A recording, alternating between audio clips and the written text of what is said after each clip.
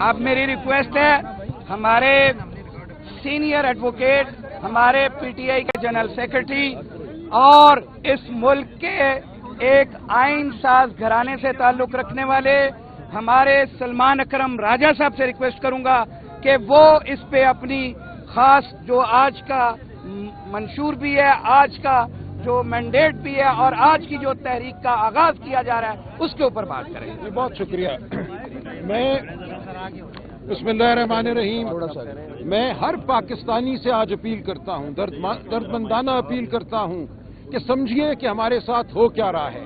ये मामला कोई दकीक कानून का मामला नहीं है, ये मामला सिर्फ वकला का मामला नहीं है, ये हर पाकिस्तानी की जिंदगी का मामला है, आप सबका मामला है। आप जानते हैं मीडिया पर क्या कदगन है, हम जानते हैं कैसे लोगों के घरों को तोड़ा गया, माओ बहनों बच्चों को मारा पीटा गया, ये मुल्क जंगल बनता जा रहा है।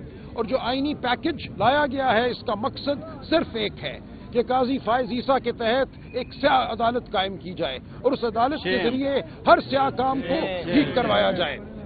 अब हमें खड़े होना है अपनी ज़ात के लिए, अपने मुल्क के लिए, अपने हुकूक के लिए। और ये मामला सियासी नहीं है, ये ना ILF का मामला है सिर्फ, ना ये PTI का मामला है सिर्फ, ये हर पाकिस्तानी का मामला है। अगर इस मुल्क में कानून नहीं होगा तो आप मैं कोई भी महफूज नहीं, ना इस मुल्क में सरमायाकारी आएगी, ना तरक्की होगी, ना यहाँ नौकरियां बनेंगी। तो मैं आप सबसे ये अपील करता हूँ कि इस मामले को समझिए, हमारी गुफ्तगू आपके साथ जारी रहेगी।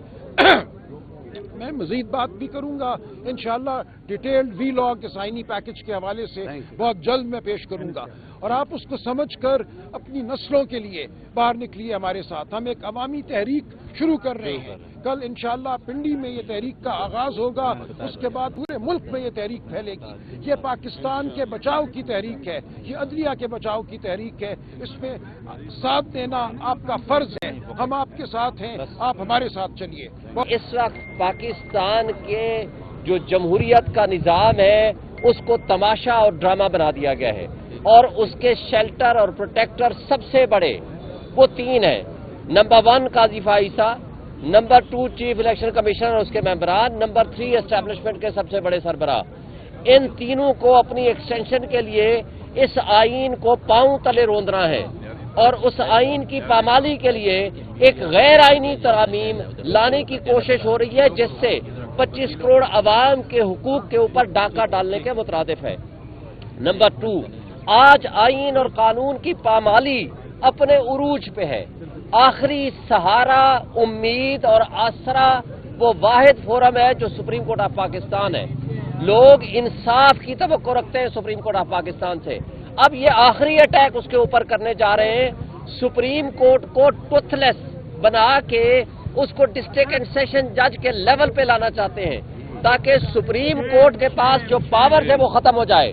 जो 76 साल लगा के हमने इस मुल्क के आईन को और निज़ाम इंसाफ को दुरुस्त सिमत में चलाने की जो कोशिश की है, अब उसके ऊपर ये हमला करने जा रहे हैं और अपने लिए एक ऐसी कोर्ट बनाना चाह रहे हैं कि जहां अपनी मर्जी के फैसले कर सकें और ये पाकिस्तान की तारीख का बदतरीन इक़दाम होगा जिसकी हम शदीद मुखालफत करते हैं। खोसा साहब, हाई कोर्ट के सामने वकला को रोका हुआ है। ये एक मीडिया की वसातत से हम बताना चाहते हैं, इस फस्तायत हुकूमत के अंदर आज काले कोर्ट को भी लाहौर इस्लामाबाद हाई कोर्ट के सामने रोक लिया हुआ है।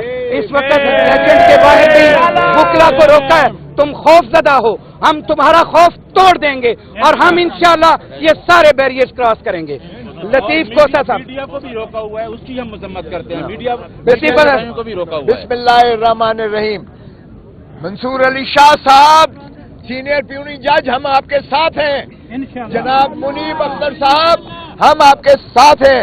ये काजी फैज ईसा की फिस्तायत नहीं चलेगी यहाँ पर। और ये जिस अंदाज से ये तनकीद की गई है खत के जरिए से, ये इतनी गैर मुनासिब, गैर मुहज़्ज़ब है कि एक सीनियर तरीन जज को इस तरह से जो है मुर्द इल्जाम ठहराया गया है और सीनियर प्यूनी जज को भी है।